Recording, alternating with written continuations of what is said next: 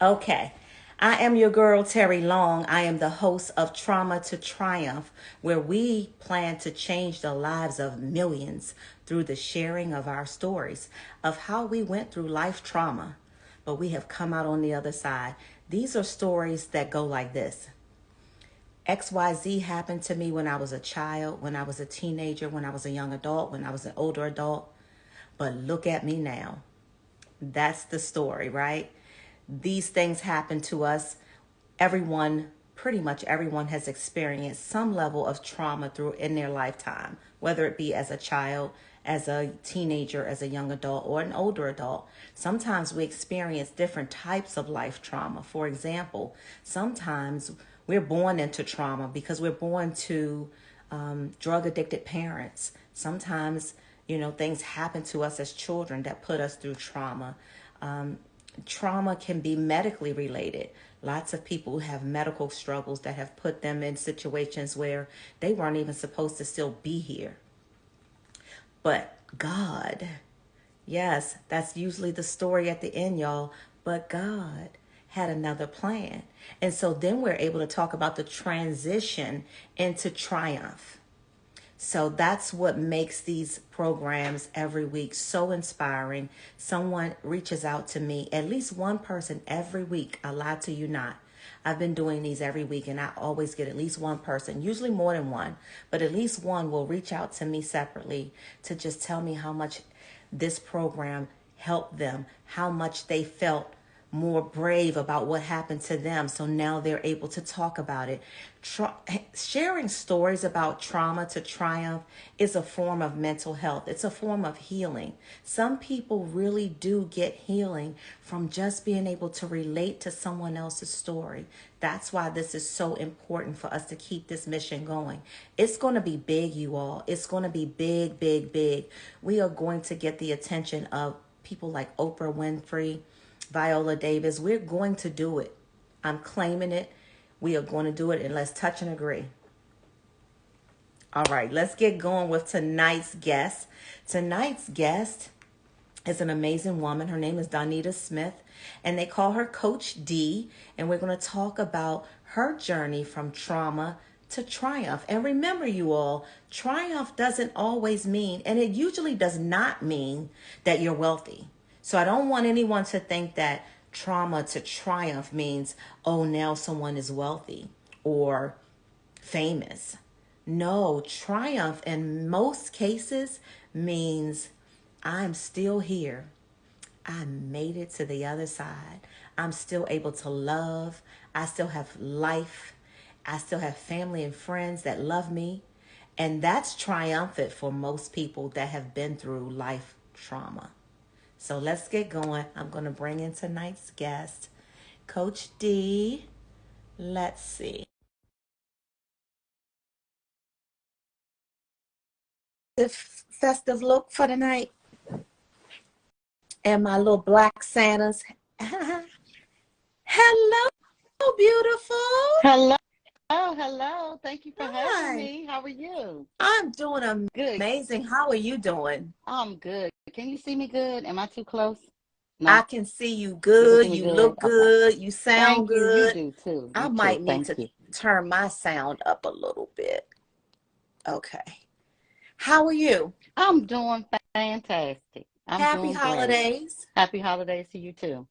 Happy So holidays. I like to get started. I just did a basic generic introduction, but I like to get started by you introducing yourself and talk a little just briefly about who you are today. Who is Coach D? And then I'm going to take it back. Okay. Okay. That's great. I am Donita Smith. I'm a native Washingtonian. Yay, DC. Yay. I am a businesswoman, entrepreneur. I'm a salon owner, a hairstylist of 30 years. I am a Mm. advanced educator, and I became a life coach in 2019, a life coach. And now my main focus, I still do life coaching. I can do that, but my main focus is business coaching, helping young business owners to become the best they can be in business. And so that's where my focus is. I am a mother of two beautiful adult women. I am Yay. a nana grandma to three wonderful grandchildren. I have a son in love and a son in love to be. I'm a dog mom, and I think I'm gonna jump back out there in the love pool in a little bit. But Oh, I'm a so sucker for love. I know I Yes. love a good love story. So, Yes. that's me, and I'm very glad and excited to share my story from trauma to triumph with everybody that's watching tonight. Thank you so very much, Coach D. Is that what most people call you? Or They Donita? do. They call me Donita or D. My friends affectionately know I'm known as D to them. So I'm just putting the coach in front of it for the Yeah. folks that I'm working with. Yeah. Well, D, because we are now we close friends now, you know. Yes, ma'am. Yes, Yes. ma'am. And thank you so much for your yes. Thank You're you. welcome. Thank you I, for having me. I appreciate it. And let's just get right into it. Let's talk about, and we can go as far back as you want to go, as far back as you want. But let's start at the onset of trauma in your life. And let's talk about it, and let's talk through how we got to the amazing Coach D of today. Well, my trauma, and I think most people, when you think about trauma, they like to think about maybe physical abuse and sexual abuse. But the trauma that I'm going to focus on today is where my emotional and physical abuse started. So, Mm, I am a product of a teenage pregnancy. My mother and father were 15 and 17 years old when they got married, and had me and got married. And my father was verbally and emotionally and physically abusive to my mother. And I got to witness that as far mm, as I can remember, back from probably maybe about age 4 to age 8. I could remember the fights. He broke her nose, and I remember her being in the closet crying, and having to comfort as a little kid, having to comfort my mm, mother through this physical abuse and emotional abuse, and being very afraid to be at home when my father was home, and very happy when he was gone, right? mm. And so I learned very early what that looked like, and um, I just know that it started trickling down to me. And I thank God that my mother got out of it by the time I was 8 years old, that I didn't have to suffer through my whole teenage life Mm, with him. And we're in a good place now, Dad. So if you're watching, but I got to tell my story. that's But right. if my mother didn't leave, it probably would have changed my life. I would probably be in another direction at this point. Mm, But I was glad that she had the ability to take me and my sister out of that relationship. I mean, out of that traumatic situation. And then going to my grandparents' house, where it was my safe haven, right? I could be a kid. I didn't have to comfort my mother. I could go outside and I could play, and I wasn't scared and traumatized anymore. right. So, and that only lasted for 2 years because, like I said, my mother had me when she was 15. She had my sister when she was 20, my brother when she was 25. So Wow. when we were at So our, y'all are all 5 years it, apart. it's 5 of us. It's still more. Wow. Yes, and we're all 5 years apart except for the middle two. Okay. But my mom, when we moved back to my grandparents' home, so I was there from like 8 to 10. She then comes home and says that she's married and that she wants to come and get her children. Um, I Hmm. so I got taken from that situation and put into a house with a man that I didn't know, a man that I was kind of forced to call dad. And he wasn't a bad man, but there was no transition, there was no healing, there was Right. no mental health therapy. There was nothing there to usher us into this new relationship. I knew I had a father. I knew this man wasn't my father, but now I'm being forced to call him my father. And now I'm also forced to act like an adult, but still remain in a child's place. So now I'm cooking and cleaning and babysitting and taking care of children, my siblings, Right. right? And now I'm forced to do that. So I'm angry. I'm angry. So did your mother really say, I need you all to call him dad? Oh yeah, most Yeah. definitely, Yep. definitely. Yeah, Okay. she did that. I guess it was out of respect because he was taking care of us. Yeah. But it was just new to me, and no one ever talked about it. We didn't even talk about the abuse from my dad. You know what I mean? We didn't. I don't understand why adults, and I know now that we need therapy in our communities. You have to have a place where people feel safe and they can transition and work through their emotions, because a lot of us become adults and we don't know what to do with all these emotions that we You're have. damaged from all of that stuff You're damaged because from it. nobody ever talked about it. Ever. We just get over it. We pray. And I love church and I love praying. And praying is a big component, and you need God in your life. But prayer is not the only thing that's going to get you through. Right? So Mm-hmm. here I am, 10 years old, like I said, being an adult, but still Mm. being told to stay in a In a child's place, child's place. which is most conflicting, because you want me to act like an adult, you want me to be grown, but you don't want me to sound like an adult. You don't want me to Right. question you like an adult. You don't want me to have an opinion like an adult, but you want me to act like an adult. And that went on from the age of 10 to 16. He was a provider. My stepfather was a great man. He was a provider. I never saw them fuss or fight. He just kind of ruled with an iron fist. With his way or no way, you don't question, you don't talk back. You know, you just do as I say. And Mm. at about 16, I decided that I had had enough of that, and I ran away. I Wow. ran, yeah, I ran away to live with my aunt and uncle, and I was there for 2 years until my father was murdered. My stepfather was murdered, and then I was back home. He was murdered. Okay, so wait. Yes.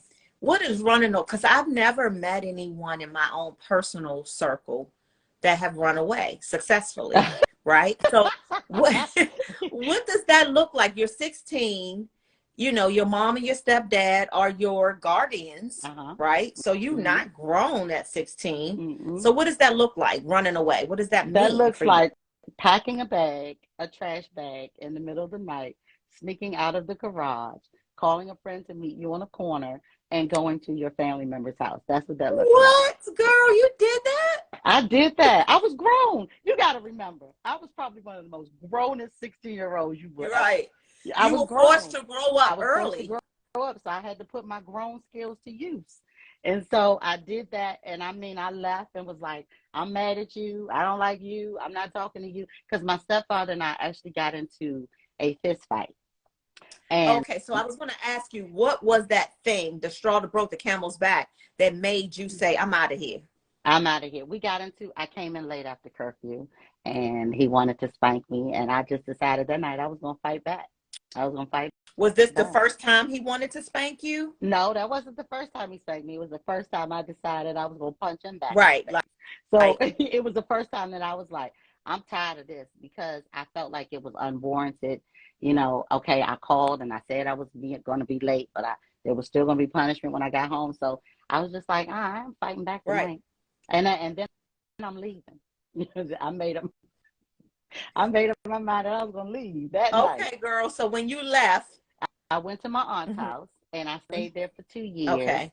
um, until I graduated high school. And then 14 days after I graduated high school, my stepfather was murdered. Mm, yeah, Had you all repaired your no, relationship? no, at How did all. you feel? Did I you was feel like, devastated. well, I felt bad because I loved him, I think, for what I knew love was. See, I didn't have, at that point in my life, I didn't have, not from my biological father or my stepfather, any what I envisioned a father to look like. Meaning that I didn't get the talking to, the father daughter talks, the dates, the dances, the forehead kisses, everything I thought that what that would look like. I got stern, uh, discipline, providing, but I didn't get, and I got, don't mess with that bad guy, don't go there. I got those things, or you can't do this, you can't do that. But I didn't get the emotional part right. of You being a didn't get that daughter to a nurturing father. side that That nurturing, right. look for their daddies for, you know? Yeah, yeah, I didn't get that part. So when I was conflicted, I wasn't glad that he was gone by any means, but I felt like we didn't get to talk, and now I can't talk to him anymore. And it was a big traumatic experience because it was all over the news. He was a businessman in DC that had a lot of going on. He knew a Wow. lot of people, and our family was on the news, and it was a lot. Yeah, Wow. it was a lot. Oh, So I thought, to honor him, that I was, because I always wanted to be a hairstylist. I was on my way to becoming a hairstylist and going to hair school when I graduated high school. But I thought, now, let me go to college and honor him. And let me go to his alma mater. So I went to Howard University and I majored in business. I thought that would be my way to honor him since I couldn't talk to him anymore, right? And so now I am 18, I'm in college, and I meet my daughter's father. He was a bad boy. He was he was in the streets, but he was very charismatic. He looked like he could make moves, and he could wine and dine, and he could, he was spending lots of money on me. But he was the guy that my stepfather warned me about. He was like, you don't want to be with those guys. But hey, I don't really know what love kind of looks like at 18, because I thought maybe love was just providing. So he fell right in line to what providing looks like for me at that age, right?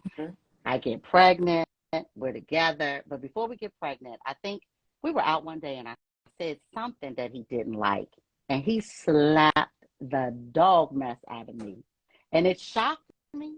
But then again, it felt familiar because my biological father did that, right? And I stayed in that relationship. Because you thought to yourself, well, this is what this is what I saw. Hey, so this is probably what it do. If they don't like something. Right. And he promised he wasn't going to do it again.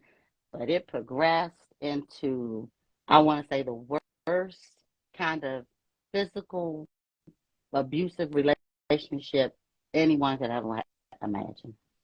The slaps turned into busted lips and black eyes.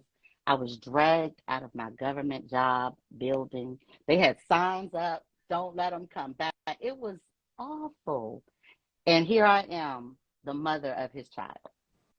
And he went to prison, and it saved my life. You hear me? It saved my entire life. God works in funny ways, honey. Amen. But I did what my mother did. I repeated the cycle. I jumped right back into a relationship. I didn't heal. It's learned behavior. It's what you saw. It's what you knew. It's familiar. It's familiar. And the women in my family on my mother's side, they stay to the detriment of themselves. You don't leave. You don't quit. If your husband ain't doing right, you fix it. You got to be the freak in the bedroom and the lady in the street. You are the person that holds that relationship together. And we suffer by any means necessary. You suffer, you endure, you push through.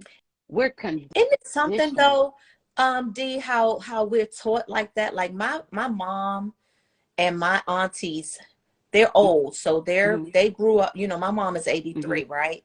And they taught me something similar, but the one where they drew the line was the physical abuse. My mother used to always say, as long as he ain't hitting you, then it's whatever. Cause I'm like, Mom, it's okay that, I got to deal with all these other women. I thought when you get married, you just get to be with him and he get to be with you. Right. And she's like, as long as he don't put his hands on you, anything else goes.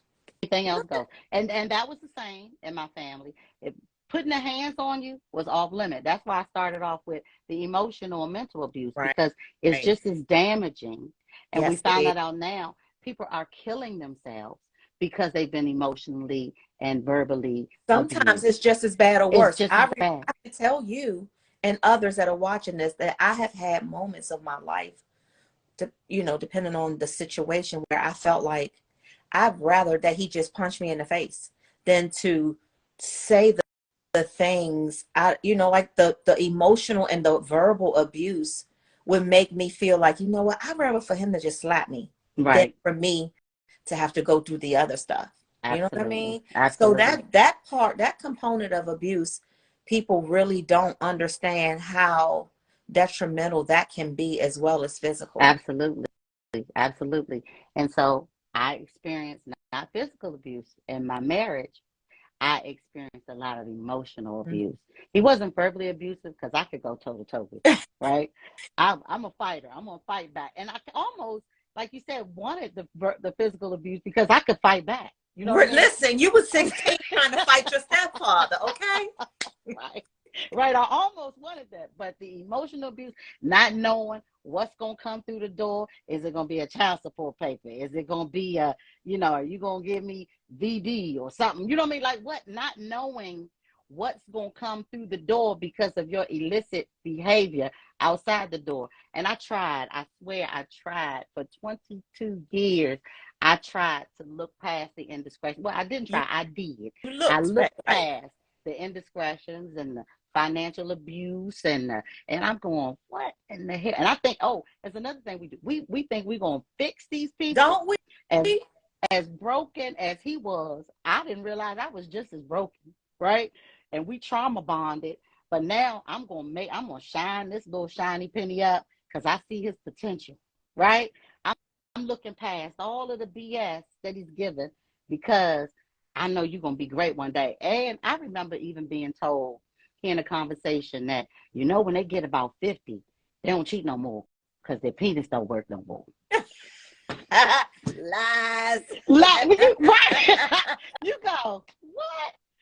Like, but look at what you're telling a young woman that's being married. So I'm gonna have to endure Just 20 some endure odd cheating until 50.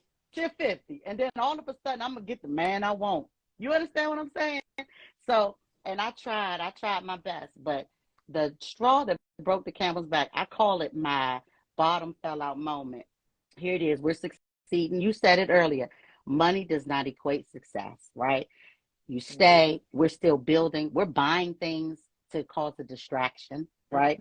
From the issues that are really going on inside the marriage. And we're growing, we're making money, we're traveling. The kids, we can give our kids all the stuff that we think we didn't have, but we're not a solid couple. You follow what I'm saying? Yeah. And I get a phone call out of nowhere that this woman is having a year-long affair with my ex-husband, and he was planning to leave me. I mean, she had dates and times, and I mean, she gave me 32 pages of information. I guess she kept it because she felt like she was gonna need it. Conversations about me, plans that he was gonna, leave. He wasn't paying the mortgage. Like, I mean, this sucker was gonna dig a hole in a boat and jump off of it and leave me to sink. And I was devastated. I am floored. So was I. So was I.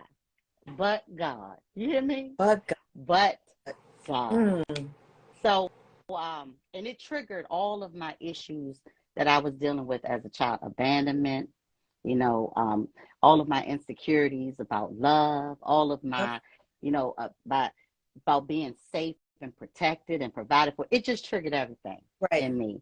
And I spiraled out of control. I began to drink a fifth of Hennessy a night. And I know people say, how did she do that? Night. I drink a glass and I'm like, my chest be burning. That privileged Hennessy was my bestest friend. Wow. It was my bestest friend. It was, ooh, I thought about driving off of the bridge. So everybody, I just told them I'm a native Washingtonian. So we got the Niecy Bridge, we got the Woodrow Wilson Bridge, and we got the Bay Bridge. I remember one day strategically at a gas station trying to figure out which bridge I was going to drive off of because I was in so much pain. And I figured if I took my life tonight, I could end it all and nobody would care. My kids were going to be all right, right? The only thing that saved me was the thought. God put the thought of my grandson. I only had one grandchild at the time. He put the thought of my grandson in my head, and I was in the gas station. I had gassed up my car. I was in the car with the windows fogged up, crying, crying to God. And a man, I don't know where this man came from, because nobody was at the gas station. I was there like 2:00 in the morning. This man came over to my car and knocked on the window and said, "Are you all right? It looks like you're having a problem over here." And it woke me up out of everything that was rolling through my mind.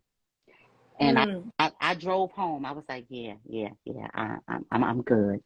And I drove home and I said, you got to get yourself together. I cried out to God every night because I said, I told you, my ex-husband jumped off the ship and he left me in here to fix it all.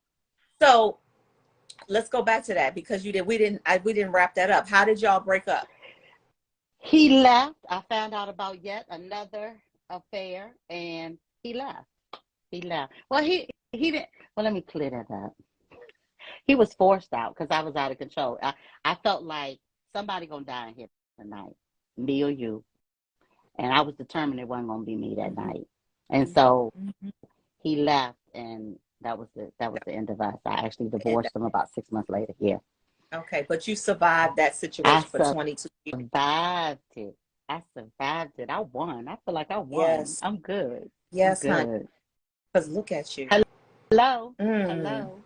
But Mm. God, my house ain't in foreclosure. I done renovated my house. My business I still got is thriving. My daughter, who was in jeopardy of not going to college, got 2 degrees now. I got 2 more grandkids. My oldest daughter. I mean, it's just God just started rolling out the. Listen, He ain't gonna leave us, but we gotta go through. You gotta go Gotta go through through. You so he gotta go can through. use you to do exactly what you're doing in this part of your life right now, Coach D. Absolutely, And I absolutely, praise God for that. absolutely. Me too. Me too. Me too. Mm. He is a restorer. God, he is a And restorer. he does it in a way that you can't even imagine. Right. I had a commercial salon. I now brought it back home because I'm adding on other services where I can kind of work myself from around the chair. Like I said, I've been there for 30 years. But I was going to lose that salon. I was getting ready, they were getting ready to put me out, right? Because I had fell behind on the payments. The owner of the salon, the owner of the shopping center called me and said, listen, I don't know what's going on in your life, but I don't want to evict you. You've been a good tenant. Tell me what can you pay me to keep you there? And I just busted out crying. And I said, oh, I've been going through, I was crying. He said, you've been a good tenant and I don't want to evict you. What can you pay me? You pick how much you want to pay me. Tell me what you can pay me and I'll keep you there. And he did until the end of my lease, until I paid them back that money. And then I came out of it on my own, owing them nothing. When I say God When I started doing say things God, like that, my daughter, I got to say this. I got to tell people now. My daughter was at FAMU. This was her sophomore year. And I had to tell her, your daddy and I are splitting up. He doesn't want to pay your tuition. I had to be honest. It hurt me. He didn't want to pay your tuition. But if you do everything you can do to stay there, you got to go to work. You got to get on the work study program. You got to do something. I'll do everything in my power to keep you there. But I can't do this by myself. My oldest daughter put it out on her Facebook page, and it was someone that was over the work study group. The work study place had it was on a 3 to 5 waiting list for her to get on it, right? Where she can work in school and earn money to go towards her tuition. My oldest daughter, put it out on her Facebook page. The person who was in a mommy and me group with my oldest daughter was best friends with the person that was over the program. And it's said, nothing but she God, honey. Let me tell give you. me what? She said, give me your sister's school ID number and tell her come to my office right now. And when I say God was just, he was all over me. You hear me? All over I me. He got was doing goosebumps. things like that, back to back to back. My house that was in foreclosure, I was able to, the day I went to the bankruptcy court, I remember, girl, the paperwork came in the mail. I had to go up in Marlboro and give them people and stand in front of people. I had to pay $50. I didn't even have the $50. I had to ask my ex for $50. He gave me 5 crumpled up $10 bills, right? That's all right. And Thank you. he was like, you do what you figure it out, because he had a place to live, right? He was gone. Yeah. I get to the courthouse, everywhere I go, excuse me, where's the bankruptcy department? They was like, bankruptcy downstairs. Everybody was, I was like, all right, bankruptcy. I get downstairs, the lady was like, I don't know, your house, it might be too late because this paperwork, it's going to be processed tomorrow. I was like, do what you do, right? I came back home and my girlfriend got the mail, and she just threw it on the counter. I was like, "What is this?" I don't know what it was, but baby, in there, my modification. I have been waiting on a modification for 2 years. The modification was approved that day. Girl, do you hear me? God moves in a way, I'm learning, where he does things so that there's no question Of who it about how it that, happened, yeah. right? Because the things that you just explained, there's no other explanation, none. And that's what he does. He puts us in situations where we really do need him. Absolutely. Absolutely. And without however he orchestrates what he does, we would not make it. Nope. And I told God, I'm going to tell everybody. Do you hear me? I minister behind my chair every day that I work. And I tell people and show people what God has done. And if he can do it to me, for me, he can do it for you. Yeah. Period. Honey. Period. Like the kid, my kid say, Mom, period. That's on period. It is. And I mean, so I love platforms like this because folks got to know that'll keep folks from wanting to end their lives. You think it's so bad? Not that we've all thought about it. You know what I mean? You all think about it, but actually, it's a place. Depression is a place. I'm not trying to minimize mental health, mental illness, but what I'm saying is we can get out of it. We don't have to stay there with anything, with grief, with depression, with trauma. Your trauma, what happened to you a long time ago and to me and everybody else, that's never going to change. That's always going to be a fact. Yep. Right? But what we have to learn how to do is manage the triggers. You know what I mean? That's the key. That's the key. And how do we manage triggers? How did you manage yours? By going to therapy, praying a lot, surrounding myself with people who champion for me. You know what I mean? That's important. That's important. Who champion for me, who love me, who support me, who are going to pray with me, walk with me, pray for me. You have to get around people. You can't stay where it broke you. You can't stay in an environment where you were broken in. You have to do something different. You have to get up every day and make a conscious effort to keep walking, even when it looks bad, even when it don't feel good. You got to keep doing it. You got to keep going. You got to keep going. You got to keep going. And there was a turning point for you, like you said. You was trying to think about which bridge you was going to use. God, to me, that man that knocked on your window. Absolutely. They're angels. He puts angels in the form of human beings in our lives. That's what I call our hedges of protection, right?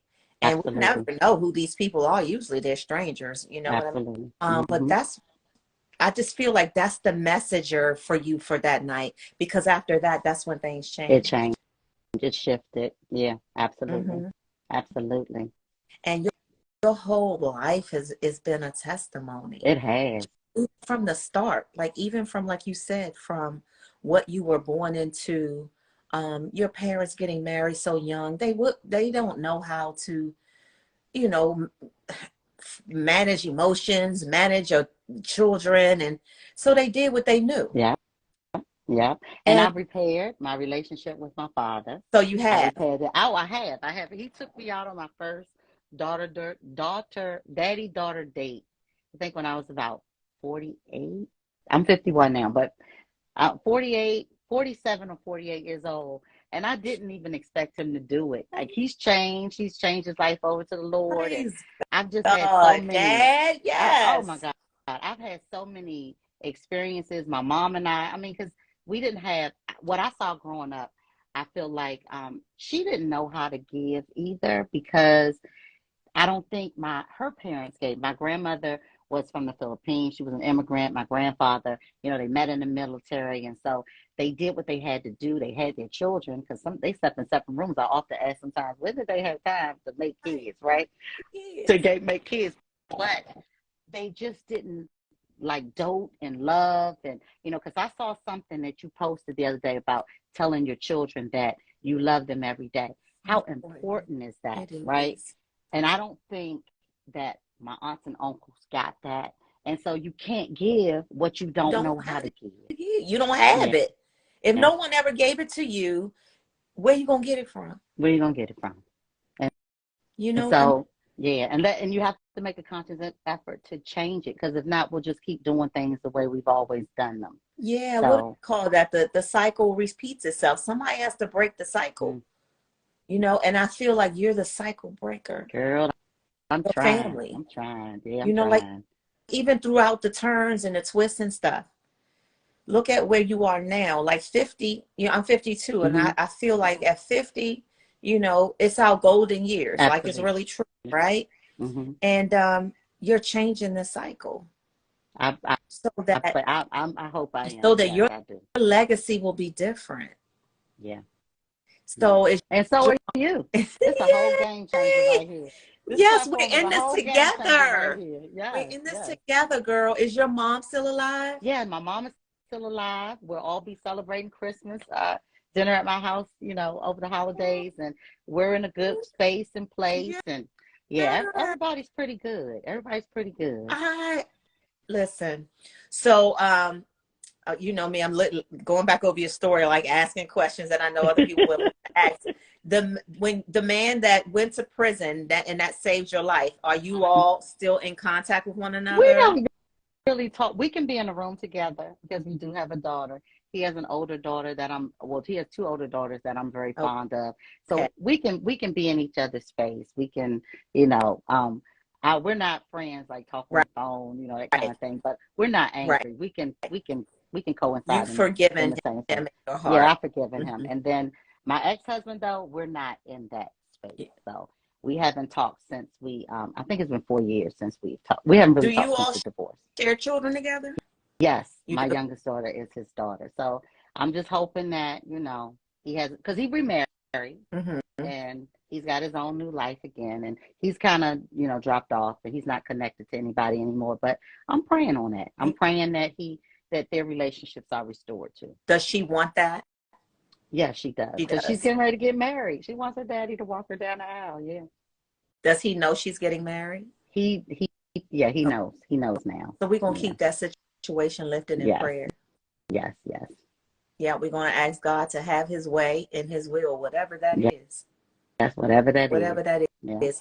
So what's next for you, Coach D? What's next for you? I need to finish this book. I need to finally finish Let's this book because do that. it's a self-love journey. Because I honestly Ooh, thought that the divorce and everything I went through was going to be the book, but really now it's just a chapter in the book. right. Because I got some other You got stuff to some other talk stuff, about. right? So That's you see right. That's that? right. You see? That's right.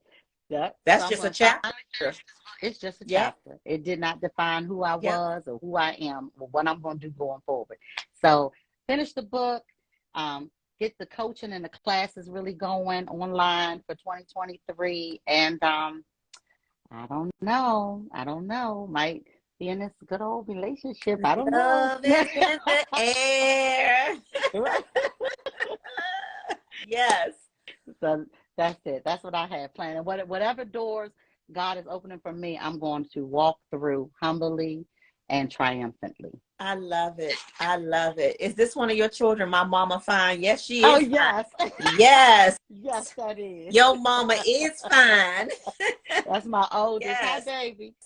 And your spirit, your infectious energy. I'm just so happy that, God makes these divine connections. Yeah. And that's why I said before we got started, thank you for your yes, because I feel like anyone who is a part of this journey, this Trauma to Triumph project, is sent through God. I feel like Mhm. these are divine connections, and Yeah. we've got work to do out here, honey.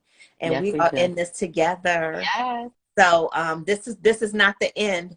We Okay. have a mission here with Trauma to Triumph, and you are one of you are part of this. Thank And I just want to say you. Thank you for having me.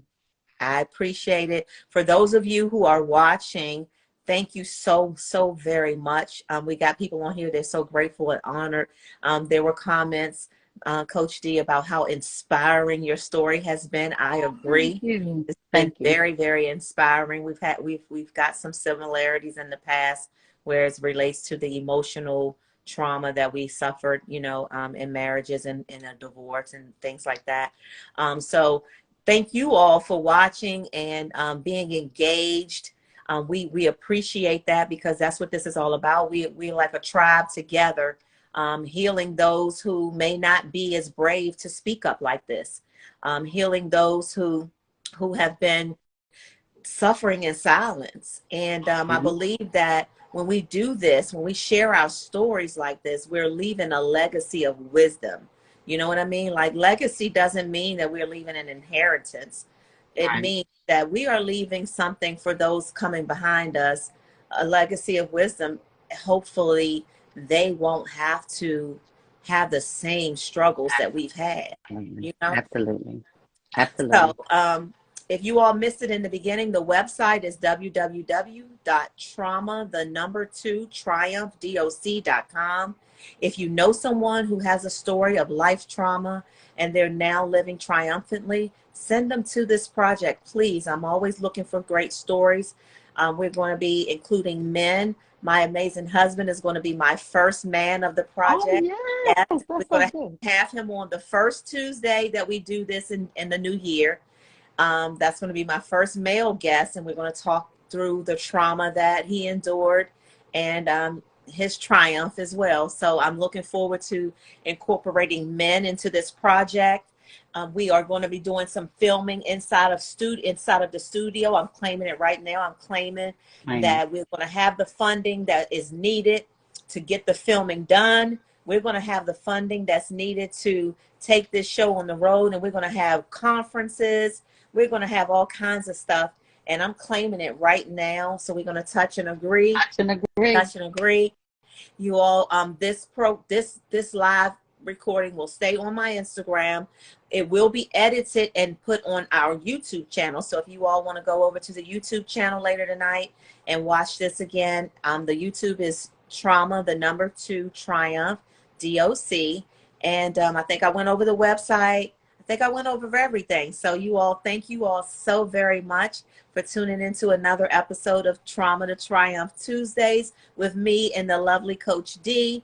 Next Tuesday, we will be back again at 8:30 p.m. Eastern Time with another amazing story of how someone went through life trauma and came out on the other side and living there in their triumphant times. And we're going to change the lives of millions, y'all, through the sharing of our stories.